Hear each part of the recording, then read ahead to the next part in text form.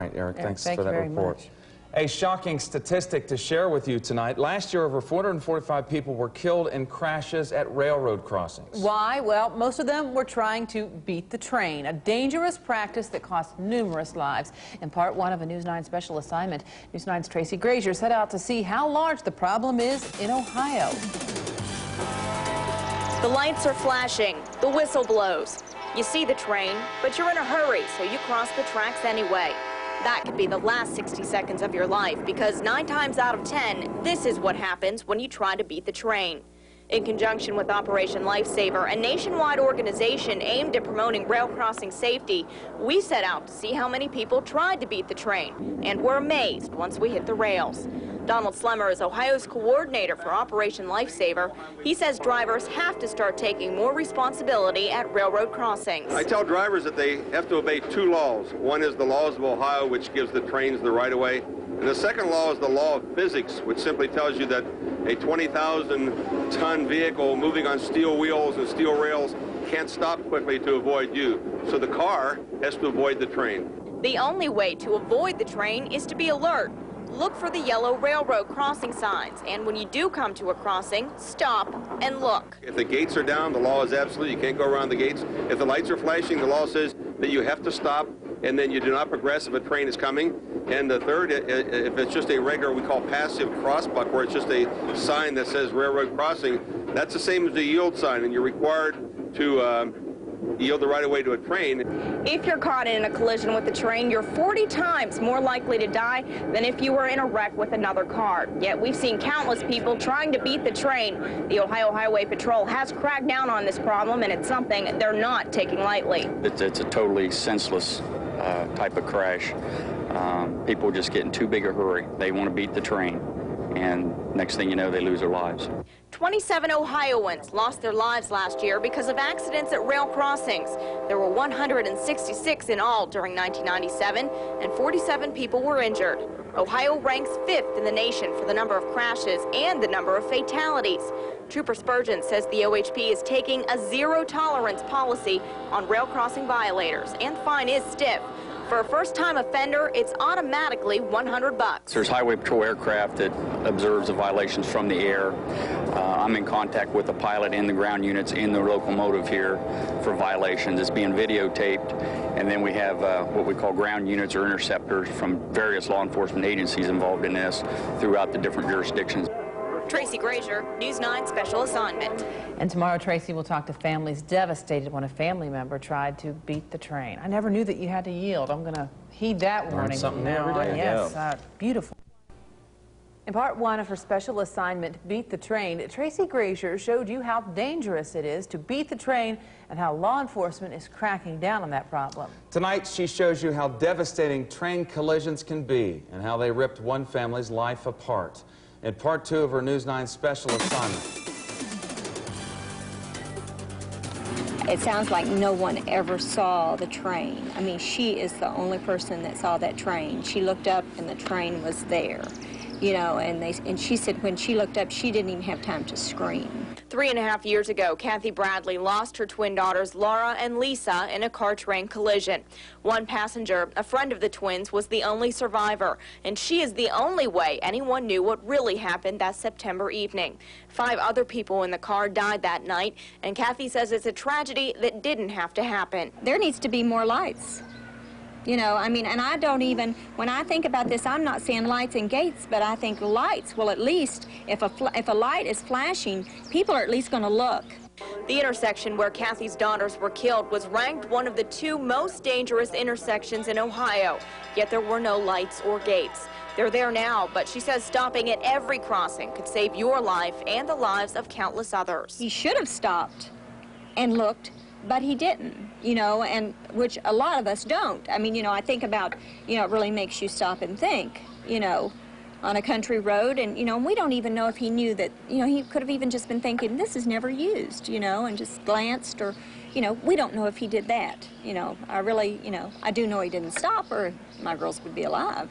Malcolm Ritchie is an engineer with the Ohio Central Railroad System. His train recently collided with a garbage truck, and one of the workers on the truck was killed. He says it's a horrible feeling to know there is nothing you can do except put on the emergency brake, wait, and pray. I knew he wasn't going to stop, so I dumped the train, and I was probably 60 to 100 feet away when I put the emergency braking on, but it wasn't enough to get us stopped. We hit the garbage truck, and one of the workers lost his life. So there's nothing you can do. All you can do is try to get stopped as fast as you can, and you can't do anything else.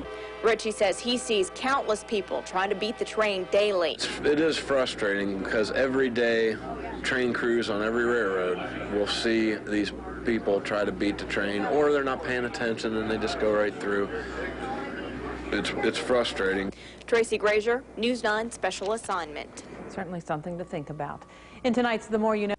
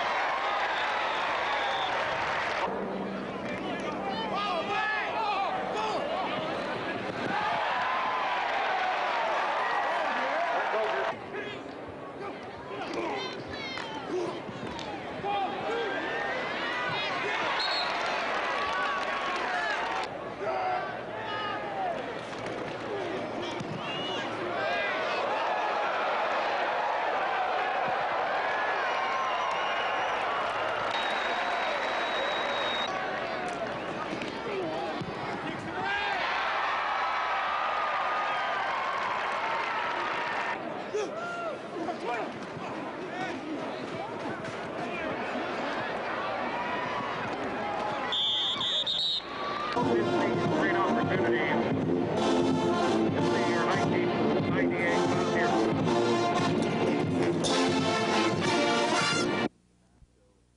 Our Kim Cabasco has been in the Glen Robbins area for about 3 days now, but she's at the Fort Steubenville Mall right now. 2 questions for you, Kim. First, how are the collections going? And second, you saw the devastation in that area, and I know you were touched by the outpouring of support from neighbors. An outpouring of support is right, Jim, and you mentioned that started out as a bin. Let me show you how much support there is here right now at the Fort Steubenville Mall. We have volunteers from the Red Cross and the United Way right now going through some of the stuff that people are bringing in, everything from dishwashing detergent to disinfectants to canned food to bottled water to the mops and sponges and brooms and Clorox and dustpans. I mean, things that people really need to clean up their homes. This is a cooperative effort between the Red Cross, the United Way of Jefferson County, the Salvation Army, and WTOV9. And these folks here are working hard to distribute these much-needed items to the areas who need them most. And Jim and Sherry, as you mentioned, no one needs them more than the folks in Glen Robbins in the southern part of Jefferson County. If we can roll some video for you now, we're going to show you some of the video that we caught yesterday and this morning of the second set of evacuations. As you know, they were evacuated on Sunday, but then a second set of evacuations came late last night and into the early morning hours. And right now, about 500 people are displaced from their homes. The problem there is a creek that runs right through their small community, but that stream turned into a raging river over the weekend. again. There were more evacuations overnight along the Narrows and County Road 1 as well as Glen Robbins. So folks had to leave behind their water-soaked belongings out in front of their house. As you can see, the mud and muck there and the water running through it. Now, Geneva and Rosalie Davis are two sisters who live on the same street. They lost everything in their homes. We asked Geneva if anything inside her house was salvageable. Here's what she had to tell our cameras today.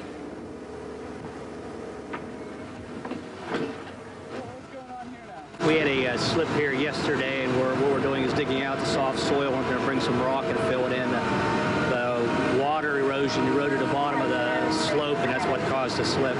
Just watch our signs. We put up signs, high water or road closed. It means, stay off the road, be careful. And that was another problem that Jefferson County engineer Jim Brannigan was talking about. As we went back up to Glen Robbins today to try to survey the damage, we tried to get there via County Road 1. You can't anymore because of that very situation he was talking about. He was talking about a big slip and a sinkhole that has developed there because of the amazing weight and the pressure that's being put on County Road 1. So it's even tough to get those emergency vehicles and cleanup crews in there now. And speaking of cleaning up, all this stuff here at the Fort Steuben Mall is going to go to the people in Glen Robbins and throughout Jefferson County first, and I've been told if there are more left over that they will be distributed to some of the outlying areas outside of Jefferson County. It looks like a lot. We even had a dolly brought in here to lug some of this stuff from people's cars to the storage area, but believe me, much, much more is needed. And once again, the emphasis is on cleaning supplies and also monetary donations. That is how you can help the families stricken by floods here in the Ohio Valley. Jim and Sherry? Kim, a couple of questions for you, so don't go away. You're located in the entrance of the mall, Fort Steuben? Yeah, right now we are located in the Kaufman's entrance. So if you come in the main entrance of the mall heading toward Kaufman's, that is where we are right now, basically because the easiest place to bring these items. A lot of folks are bringing boxes and boxes and bags of items, so it's easier for us to get the dolly out there and help them bring the boxes back in. So this is a pretty convenient location right now. We also have our bucket here set up for monetary donations as well, so don't forget those because those are equally as important.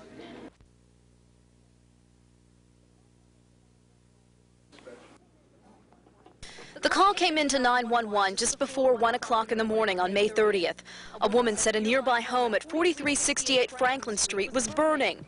And it wasn't the first time this house went up in flames. Owners were remodeling after a fire there a few years ago. It took firefighters a couple of hours to extinguish the flames, but at 4:30 in the morning they were called back because the fire had rekindled in the attic area. That's when a second call came in about a fire at West 23rd Street. This house was vacant too. Nobody hurt, but the arsonist caused a lot of damage. Bel Air Fire Chief Mike Wallace says investigators have tracked down a suspect. The fire at West 23rd Street, we have a suspect, and us along with a couple other agencies in the Ohio Valley are looking at him for some possible other problems. But as for the blaze at Franklin Street, authorities say they know who started it, but that suspect is still on the run. We asked the chief what the key factors are in bringing down people who deliberately set fires. One of the big ones is witnesses. A lot of times people don't realize what they see, and if they can place a person somewhere at a certain time, it makes all the difference. And not just fires, but any type of crime.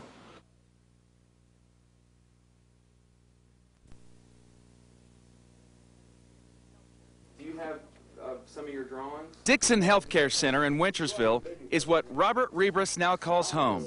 It's there where Robert seems to brighten up everybody he comes in contact with.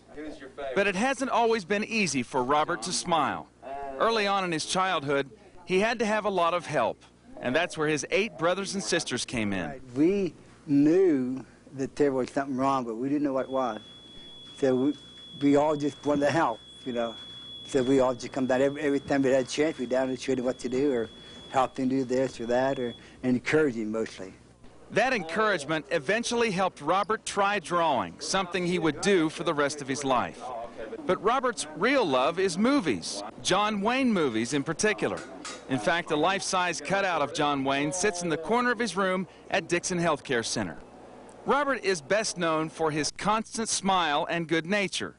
He's always been a source of inspiration for his family after 3 of his brothers died. He helped me by giving me more inspiration because he's handicapped like that. And the way he is, he's always happy. They should have named him Smiley, but they should have did.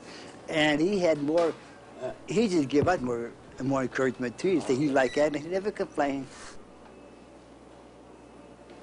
It's great weather to visit the fair, and now we're going to take you to one of the oldest fairs in the state of Ohio. Kim Cabasco joins us now with a preview of the Harrison County Fair.